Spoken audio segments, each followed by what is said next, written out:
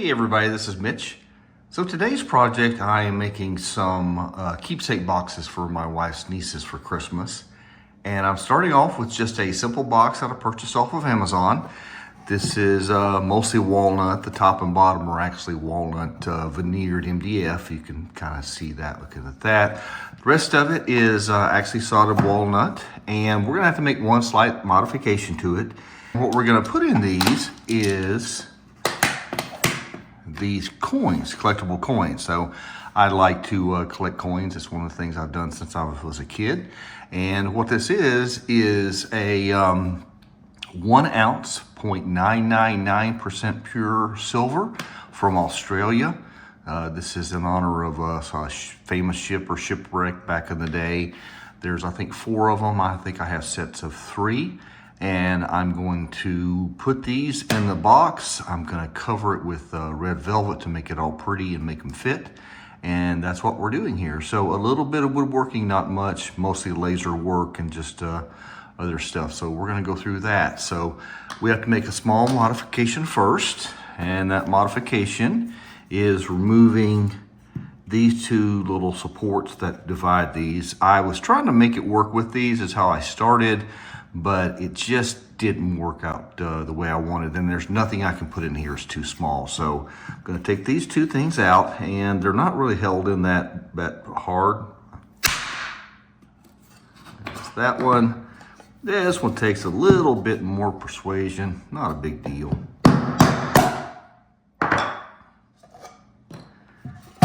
So now they're done, and again, we'll put these in here like this on the bottom. So we'll be covering the top and the bottom with foam and felt. And it'll be a pretty nice little box when we're done. Again, I just purchased this off of Amazon. It was like $15 US. And I did that strictly because I didn't have time, to be honest, to make one or make 3 of them. And they're pretty decent. And again, I'm gonna engrave their name on it and put this to make it look pretty. So that's where we're starting today. So here we're going to glue the velvet to the foam, and I'm using Super 77 here, as you can see, and I'm going to put a double layer or double coating on the foam and only 1 coat on the velvet, because I don't want it to basically kind of sink through the velvet and get on the other side. It does a little bit, but it's not too noticeable. And so we're going to basically put a light coat on the velvet, we're going to put a double coat on the foam, and I'm gonna let it sit for about 10 minutes. I just set a timer for 10 minutes on my phone, and then after that we'll actually put them together and then cut it out to size. As I'm spraying, you'll notice these white dots are popping up on the glue. That's actually from a clog on the nozzle, so make sure you clog that, because on the velvet that can bleed all the way through since it's kind of a concentration.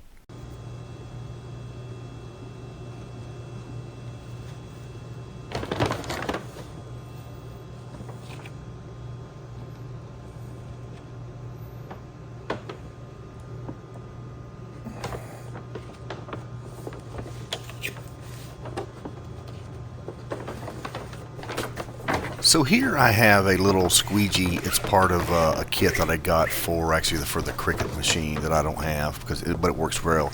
And all it is just a piece of plastic with an edge on it, and I'm just using that to smooth out the bubbles. And you'll see me pick up the felt or the velvet, and then put it back down and redo it. So basically the idea here is I'm trying to get rid of all the bubbles that I can and smooth everything out and make sure I have good glue contact between the 2 surfaces. So that's what we're doing here, and then I'm here in just a second. I'm going to go back and define the edges, and then later on, after I've had it set for a bit, we'll go and cut this out. Just kind of remove the excess around the edges, and then that way we can put it on the laser and cut it out in this final form.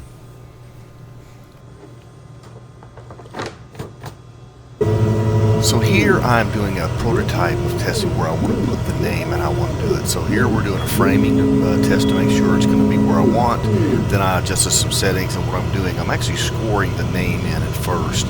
Got 2 layers of blue painter's tape to absorb the laser. I found out later that was not enough. I had backed the power off on the score, but evidently not enough, so I ended up losing a box because I actually engraved the name like 4 times. Basically, I was just checking the system to see if how big I wanted it, how much power I needed to use, etc. So I had to sacrifice one box to make all everything the way I wanted it.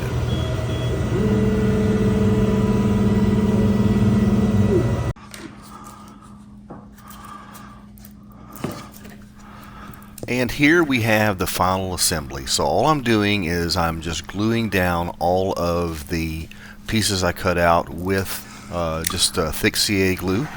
And I'm just gluing one layer down, and then I am going to put the other layer on top and just rinse and repeat until I get to the final layer with the velvet on it.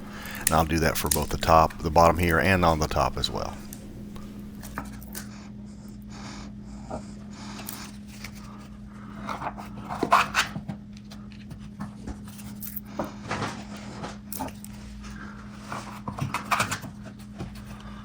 You're my shot. I need to get something. Okay.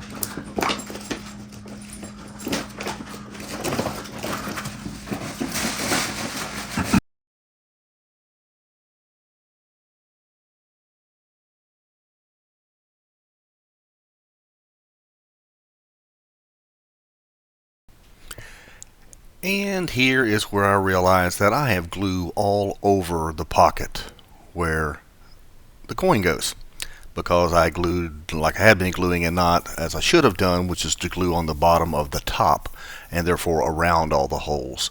And for some reason it took forever for this glue to dry. In fact, one of them I actually accidentally did this too, and it actually stuck the coin in there, which we found out when we tried to take it out. But that is it right there. That's what it's going to look like. Going to put the top in now, and that's just a matter of gluing in the same thing, and that's pretty much it.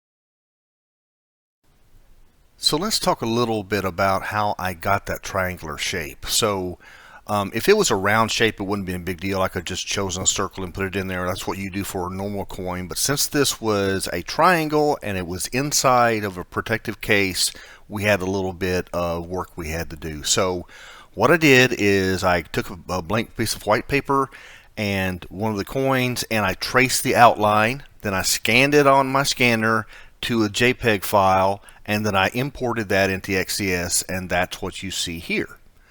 So this is just the basically just what came in. And now we need to convert this into an object that we can work with. So the first thing I'm going to do is select it and then choose outline. I am going to remove the inner bitmap, and I'm going to make the distance to be 0. And then I'm going to confirm that, and now that has gotten me the work area to work on. I'm going to move that out of the way, put this back in the middle.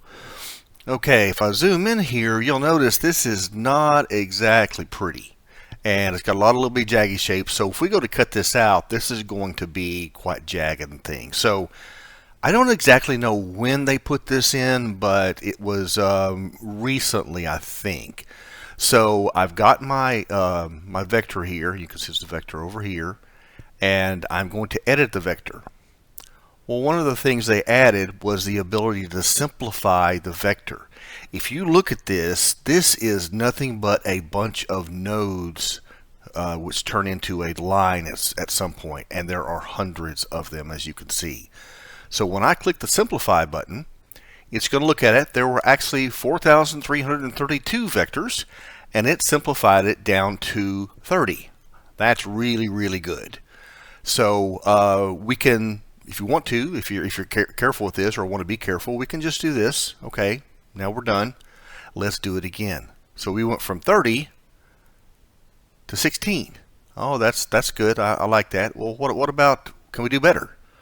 Because I just want what's absolutely required and nothing else. And so now I can go from 16 to 10. And I don't know if I'll be able to get any further on this. Now, one of the things that we might can do, and I haven't actually tried this, so let me back this out a bit. Okay, so there's that. I'm going to edit this, choose simplify, click on auto. Is that going to do it? No. If you know where you're going, you can do it just like this. So at the end game there, we're going as small as possible. I still think I like doing it. Yeah, I still think doing it a few at a time is actually better. So let's just do that one more time. So we're going to simplify, confirm, simplify, confirm, and then a final simplify. I think that's the best. And that just does it one at a time. It lets it think about it over and over again. So anyway, now that we've done this, the biggest thing is we need to make sure that it's going to fit. So sorry, let me click done over here. And now you have to make sure it fits. And what I did is I got close and then literally just incremented the size and just did a test cut and see if I could cut it out and where it would fit the way I wanted. And I varied back and forth between fairly loose to fairly tight. I ended up with pretty much a friction fit where you slide it in and it doesn't come out at all. So that's what I ended up with. So the biggest thing is to make sure, and this is not symmetrical, right? So when you go to put your stuff in, like I think I ended up on this with 41.28 millimeters wide by 39.42 millimeters high. And so whenever you go to modify that, remember to unlock the aspect ratio so that you can set these independently. Otherwise, it will set that. So that's how I got to the shape that I got. So I hope that helps. Hey everybody, it's Future Mitch. Well, Christmas went great. The girls really liked the gift. They liked the story behind the gift, which is pretty interesting. And so everything was great. And then a week or so later, a couple days later, I went to laser engrave or cut out some plywood, and the nothing was pulling out the smoke out. I was like, that is just so weird. So I did it twice. The second time, it just like sat there, just absolutely just like a fog in there. I thought that was really weird. Well, remember how I had all those layers of EVA foam? Well, I didn't think about it a lot, but it took 5 layers for the bottom, 1 layer for the top, so that's 6 times 3, so that's 18 pieces I cut out. That doesn't seem like a lot until you see my air filter. That is what cutting 18 production pieces plus a bunch of tests and stuff is. That completely blocked the airflow on my air purifier and literally would not suck anything else. So that little operation cost me $100 because I had to buy a new one, because I don't think you can wash these out, I think, but I chose not to. So anyway, so we're going to go back to plan A, which is my original idea, and it actually worked out just as well as I thought it would. So what I did is I went out to Maker Case, and I'll have a link below in the description, and I just made this little tray. And all I did is I just sized the tray, just like I did the inserts, and the tray is going to go upside down. I've already gone ahead and painted it black, and that's just going to, it's actually got a very good friction fit, as you can see. So that is the equivalent of 4 sheets of 6 millimeter of EVA foam, and then the cutout goes on top. This is not a production thing. I was just doing this for examples. I just did a mock-up. And at the end of the day, put these in there like that, and they fit really close. And that is how it was done. So again, I wish I would have done that. That would have saved me having to buy a brand new filter for the air purifier. But lesson learned there.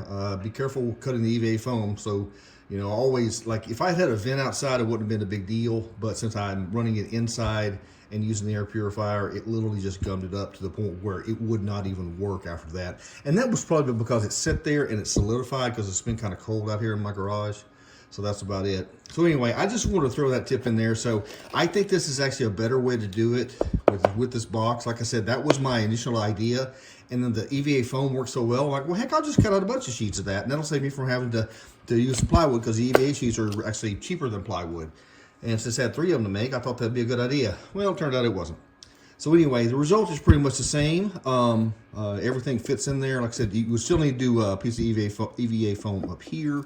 And then when you put the 3 coins in there, that would be it. So that is the end of the story there.